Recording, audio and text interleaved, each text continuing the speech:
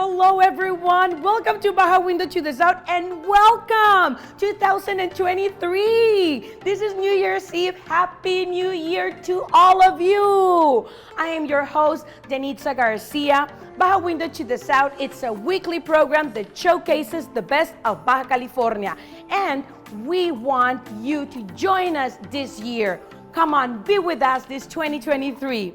And today we're starting with something very special because on Friday we're celebrating Rosca de Reyes, Los Reyes Magos, they're coming, and we like to show you how to prepare the best Rosca de Reyes with Chef San Román. Let's go and check that out. January 6 marks a symbolic celebration among the Mexican culture in various areas around the globe as they celebrate Día de los Reyes, also known as the Epiphany or Three Kings Day. The holiday closes out the Christmas celebrations and represents the day the three wise men or the Magi brought gifts to the baby Jesus after following what is known as the Christmas star to the town of Bethlehem, as told in the Gospel of Matthew. In Spanish tradition, on January 6th, three of the kings, Melchor, Gaspar, and Baltasar, representing Arabia, the Orient, and Africa, arrived on horse, camel, and elephant, bringing respectively gold, frankincense, and myrrh to the baby Jesus. It is considered part of the Christmas traditional celebration, which begins Christmas Eve up to and including the Sunday after Epiphany, and it's celebrated in churches worldwide. In honor of the three kings bringing gifts to the baby Jesus, children in Latin America, Spain, and around the world celebrate by exchanging gifts.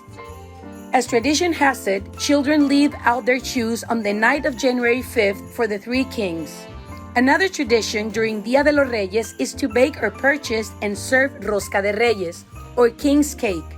The rosca is shaped like bread and decorated with candied fruit, cherries, and most important part, baked with a small baby Jesus doll inside. The baby Jesus, hidden in the bread, represents the flight of the Holy Family fleeing from King Herod's massacre of the innocents. It is said that whoever gets the piece of the rosca with the doll has to have a celebration on Día de la Candelaria in February. In the Mexican culture, the host will serve tamales and a Mexican hot chocolate called champurrado. Now let's see how the Rosca de Reyes is prepared.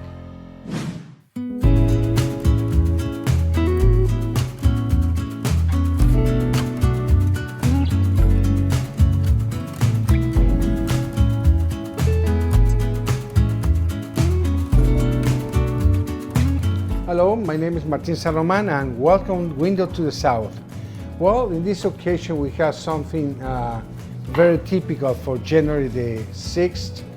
In Mexico we celebrate el Día de los Reyes, and as you know, in Día de los Reyes is typical to have the Rosca de Reyes, which is a bread, it's a sweet bread that is, we make the dough like this one using some flour, some orange juice, and orange perfume, has some flour, sugar, and has vanilla and eggs as well. And we put the niños, you know, little tiny, let me show you to the camera, little tiny boys. They're in plastic, they won't melt, so don't be scared of it.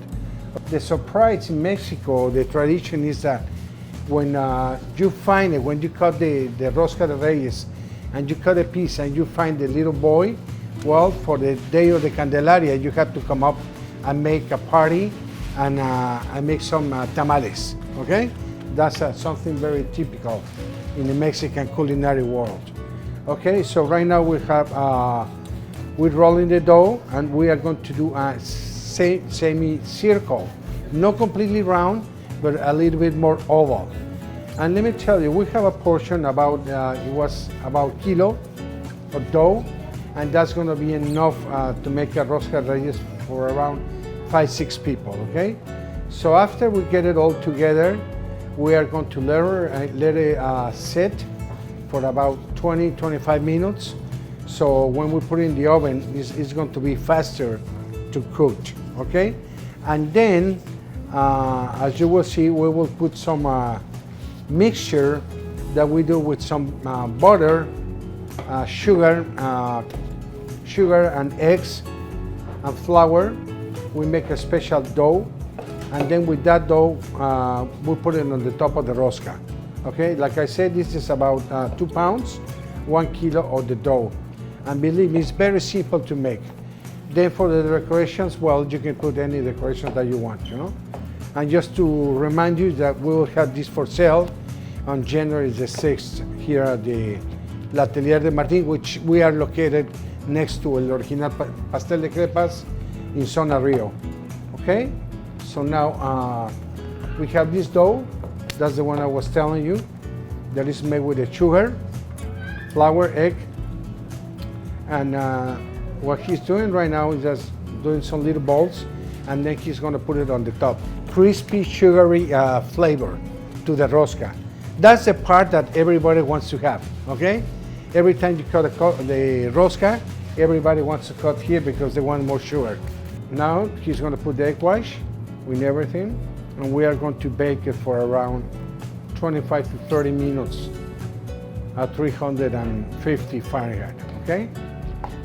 So now let it set for a little bit. In the meantime, then you're going to put it in the oven, and we're going to continue, okay? So let's take a little break and we will be back. Okay, so after what we do, we take it out after 25 minutes of baking, and we are going to put some chocolate. In this case, we like to use the pink chocolate, so it's going to give it a nice color, nice presentation. Okay, and then we are going to bring it back into the oven so the chocolate melts for about 5 minutes so we can finish giving some more color, okay? As you see, the texture, how it grow up, you know, it's very nice. Okay, so now we just took the rosca out of the oven, okay, and Omar is going to set it up on the board. Hopefully it doesn't break. As you see, the chocolate, you know, it melts, so it looks quite nice. And then we are just going to finish doing the decoration, okay? So we put in some dried dates from Mexicali. Now we put the caramelized squash, cherries,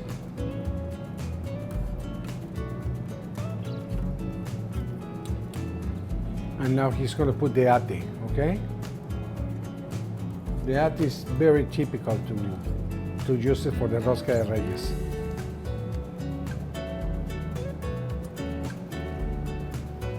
After that, he's going to put the powdered sugar, and then at the end, he's going to decorate it with the flowers. And now we're going to put some fresh flowers for the decoration.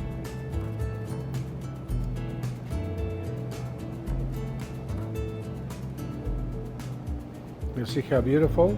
And you can call, you know, to the 664-979-9895, and you can place your order for the Rosca de Reyes here at L'Atelier de Martín next to the Original Pastel de Crepas. And then after that, we are going to give you the quantities in case you want to do it, okay?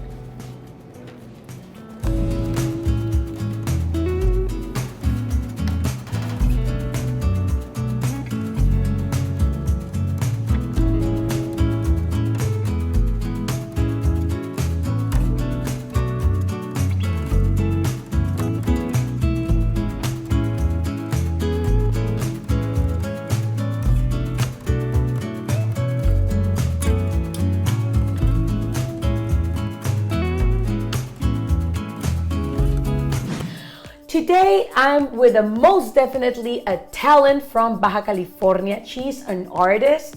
Her name is Ligia Santillan, and well, she's been in the world of art since the 90s, and I just can't wait to interview her. So welcome to Baja Window to the South. Ligia, thank you so much for giving us this interview. Thank you for the invitation, and welcome to my studio, the place where I work.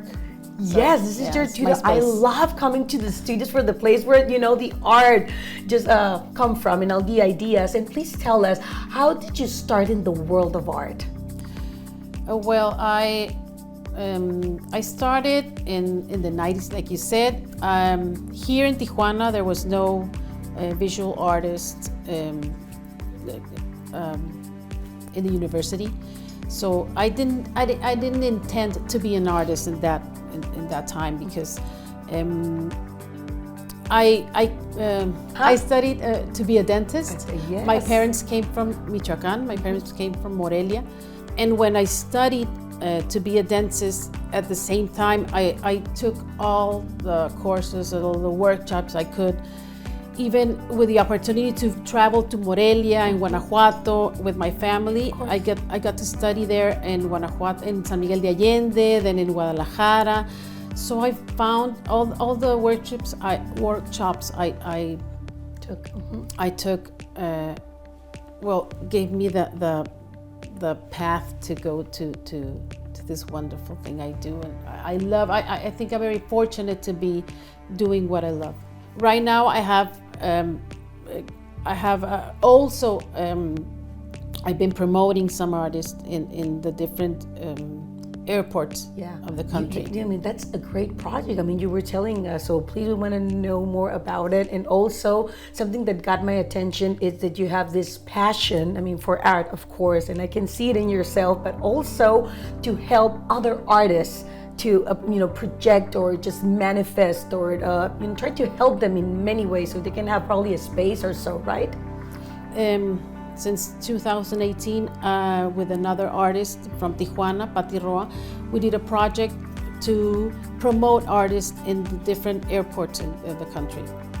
So we have right now 24 artists. Well, we have 24 artists that we've been promoting in different cities: Monterrey, San Luis Potosí, Ciudad de Mexico, Chihuahua. And with the pandemic, obviously some spaces were closed, but we got the opportunity to take this project and take it to another level. We have an exhibition right now in this January in IMAC, it's Institute of Municipal Art, and we're bringing the project to other spaces, to universities, to galleries, to libraries, and we get the opportunity to promote the artist, to talk about the project. This has a concept about also nature and the conservation of the planet, so we get to also talk about that. Wow. And it's it's a growing process. We're growing with it, and we're very excited to take it to another level. There's something else that you want to add? For me, it's very important that not just because sometimes we do art and the artists are the first ones to appreciate it and the first ones to go to the events.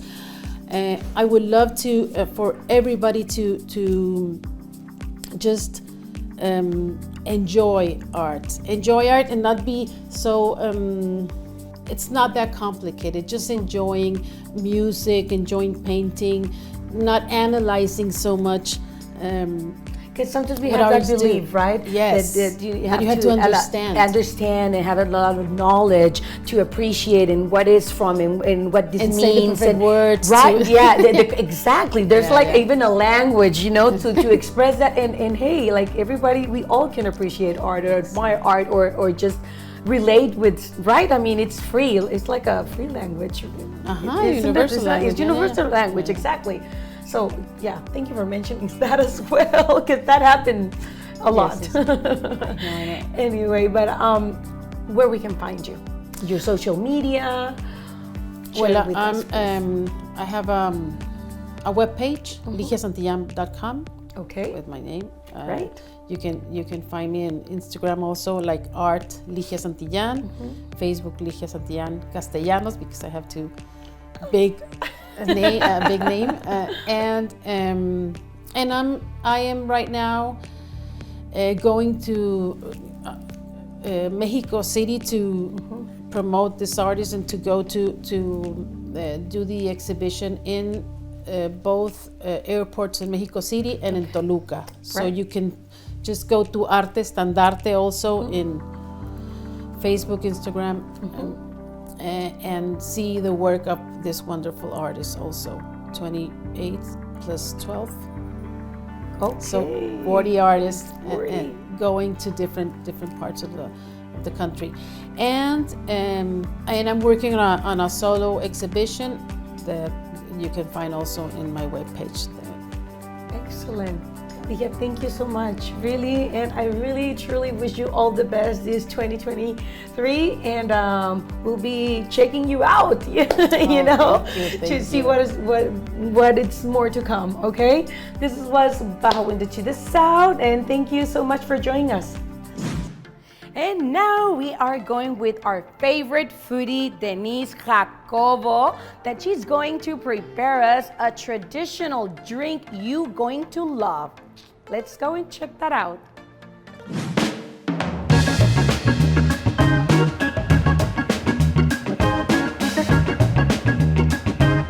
So today we're at El Centro downtown in Tijuana, and we came to one of my favorite spots. Y'all know I love Mezcal, and this is an amazing place. If you haven't tried it yet, you want to try it, you're curious about it, you should come over here. So it's Tahona Mercado. They have so many varieties of Mezcal, and y'all are gonna be super lucky that you're gonna join me. So let's go ahead and check it out.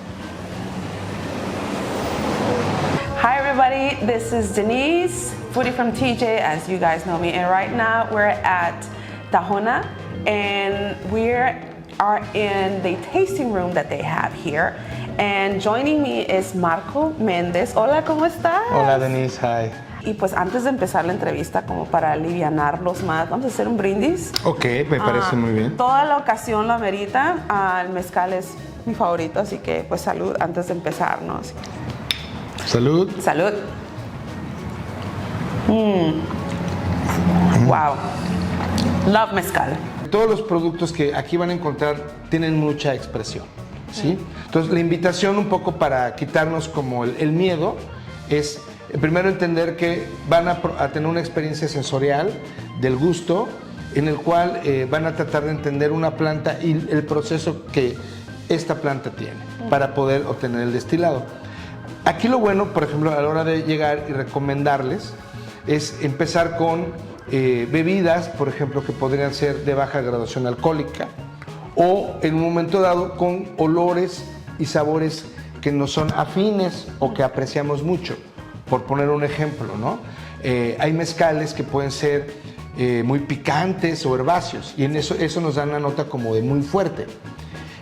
Pero hay otros mezcales o tequilas, otros destilados que nos pueden dar una nota más afrutada o floral, que puede ser más agradable y tersa al paladar.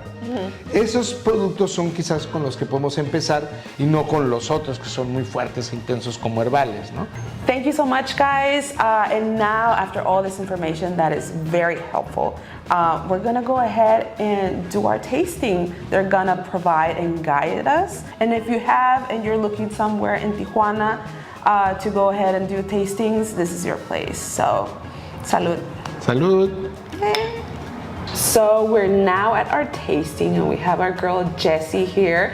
She's going to explain to us the difference of each mezcal that we have here. So we're gonna taste 4 of them, and we have a variety. So we're gonna start with 5 cents, 5 sentidos.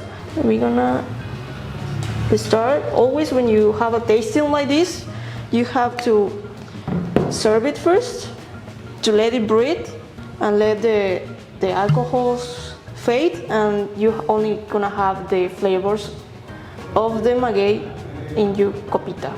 So chocolate, Yeah. good. And we're just gonna do 1 sip.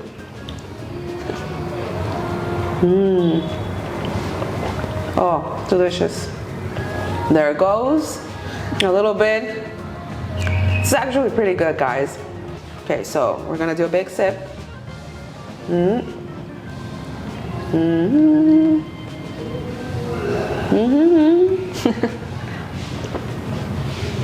then we're gonna blow. Ooh, you can totally taste it. It's a little strong, but it's really good. And now we're gonna go to our second one, which is? Macurichos with maguey tempestad. Okay, I'm smelling this and it kind of smells like granola with honey. I don't know. Oh, it's pretty good. Okay, one sip.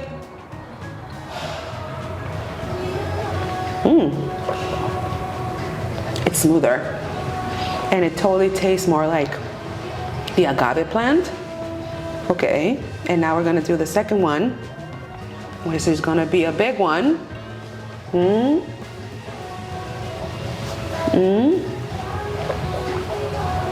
And then blow. Oh, this is really good. Next, this one from Jalisco, Chacolo, Agave Rodacanta. That's pretty good. Yeah, that one is. Okay. Should I wait until it dissolves? No, you Can- can sip. One sip, a little sip.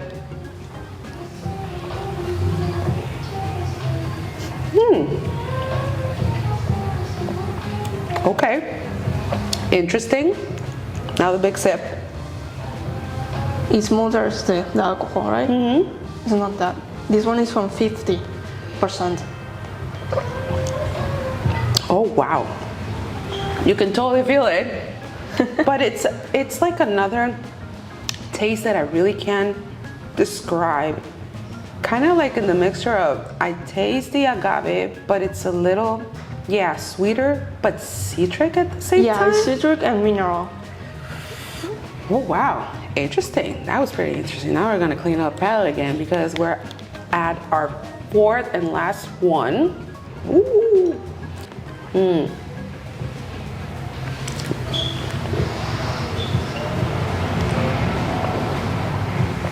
Ooh, I actually love this combination. Hold on just 1 second. The Duke agave is always the winner in the pairing. It tastes like candy, like the agave. Pretty good combination. Now let me do the big sip. I'm actually kind of afraid.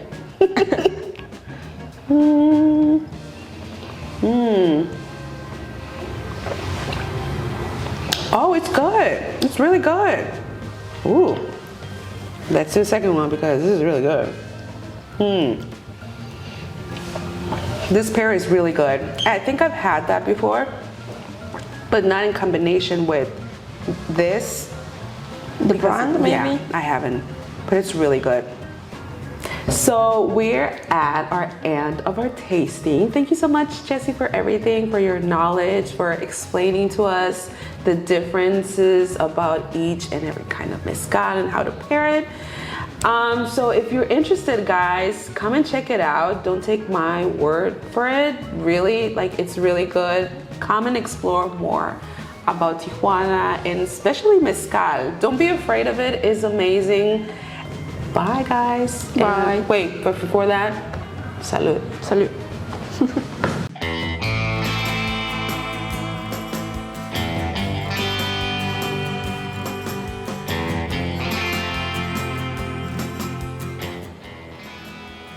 Hello everyone, Simon here again, and right now we're at Playa Hermosa. And this is a truly beautiful beach. It is super long, super stretched out with a lot of beach to surf. So, a couple things you want to know about Playa Hermosa. First things first, it's about 30 minutes south of the toll road. So all you want to do is drive through Ensenada, you want to come through the city, and you'll find this big, long beach. Another thing is there's kind of two beaches. So where I am right now, at the very north part, this is Playa Hermosa, but as you keep driving down, you'll go to Playa Pacifica, which is technically the same beach, just a little further down. So as a surfer, a couple things you want to know about this beach. One, it is a beach break. And two, since it's so sheltered in the basin here in Ensenada, you're only really gonna get a swell with a very strong north swell. So in the summertime, it's gonna be almost completely flat here. So you wanna make sure you catch it in the winter time. It's a really nice place for your kids because the beach is very secluded and very long. So if you're a family and you just want to relax, have something to eat with your family, it's really nice. It's really chill. I recommend it. Actually, every fall and winter we have there's a competition for the kids. So it really is a family-friendly surf spot. So if you're a beginner, you want to mess around, maybe you have younger kids to play in the shore break, this is a good spot. One thing that's very important is this spot sometimes gets contaminated. So it's not contaminated all the time, but you just want to make sure that you look on the news and make sure to see that the water is clean. This is a thing, you know, it's not perfect, but once you kind of look on the news, you can see when are the appropriate times to come in the water and it'll be completely safe. The last thing you want to do is come all the way down here and check out that the water's not safe to go into, so just keep that in mind. But all around, Playa Hermosa, Playa Pacifica, great spots, beginner friendly, and if you do catch it on a big swell, you'll get some good waves. So I would definitely recommend it for you and the kids. Well, thank you so much, Simon. That was wonderful. What a way to start this 2023. We just love it. Okay, and now we are going to learn about music. Remember I told you about traditional music and popular music? We're gonna learn about the Mexican popular music, okay? So let's go and check that out. This week we are going to talk about the popular Mexican music and what it's about, where it came from, and a few details. So let's go and take a look. La música popular mexicana, al igual, se ha nutrido tanto de la música académica, es decir, de la música que sale de las escuelas profesionales, como del sentir del pueblo. Grandes compositores pasaron por la academia, fueron egresados del conservatorio, de escuelas profesionales e incursionaron en la música popular, de tal manera que la música popular mexicana tiene una enorme riqueza. Y también, si pensamos en las influencias que ha tenido en diversos momentos la música popular, podemos hablar de que cada periodo de la historia nos ha dejado una muestra de ello. Por ejemplo, durante la independencia, la música popular fue el jarabe. Si algo distingue a la independencia de México va a ser el jarabe. En la lucha, en la Revolución Mexicana, va a ser el corrido. Y el corrido con muchos antecedentes previos, pero es como lo que nos da esa identidad. We are also going to mention the origin of the popular Mexican music here in Baja California and the influence we had from the United States of America. En la región, la cosmovisión que tenemos es muy importante porque el instrumento de Baja California es la sonaja. Y la sonaja representa una cosmovisión muy hermosa. La sonaja representa todo el universo. Esta concha acústica que se encierra en un instrumento como es la sonaja, cuando es sonada, activa el universo, activa las estrellas y con ello, obviamente, que la música universal. ¿Y quién se va a encargar de activar, de dar ese primer impulso que nos va a dar el fundamento del ritmo? Con ese primer impulso va a ser el cimarrón. El borrego cimarrón es el que golpea y con eso desata y activa la música. En Baja California, la influencia que tenemos con los Estados Unidos ha sido recíproca. Podemos pensar que la música como el jazz, el blues, el rock, nos ha llegado y se ha fusionado. En algunos aspectos no ha sido así.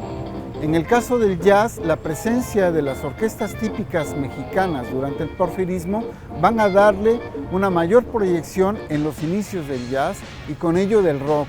Pero aquí, en esta calle donde empieza la Avenida Revolución, en nuestra Tijuana, se da igualmente esta fusión y se hace muy afín la música de la frontera. Específicamente en Tijuana, no tenemos una música local, pero en esta calle podíamos escuchar la música de todo el país, el son de Artesa, el guapango arribeño, todas esas músicas, pero también desde este punto de la República pudimos tener presencia a nivel nacional. El rock nacional, el rock en español nace de aquí. Las principales baladistas como Lupita D'Alessio, Manuela Torres, el rhythm and blues de Batis se lleva de este lugar. Es decir, se dio un caldo de cultivo de tal manera que influyó. El primer grupo de punk en español se da aquí también. Mercado Negro se llamaba el grupo. It's great to learn about our music, mostly from our region. That includes Tijuana, of course. And did you know that many celebrities from Hollywood were here and enjoyed this music as well? Y en esta torre de agua caliente, que es el ícono de nuestra ciudad, llegaron las mejores orquestas a tocar para el casino y para este hotel. De tal manera que las influencias del foxtrot, del danzón, del tango y de todos los personajes de Hollywood que aquí pasaron, dejaron una huella muy importante. Well, there you go. Now we know the difference between the traditional Mexican music and the popular Mexican music. I just love it. Music is an art. And thank you so much for joining us this show here in Baja Window to the South. And we really hope you join us this year. We have a lot of things planned. Please like us, comment. Any suggestion from you is welcome, okay? See you next week.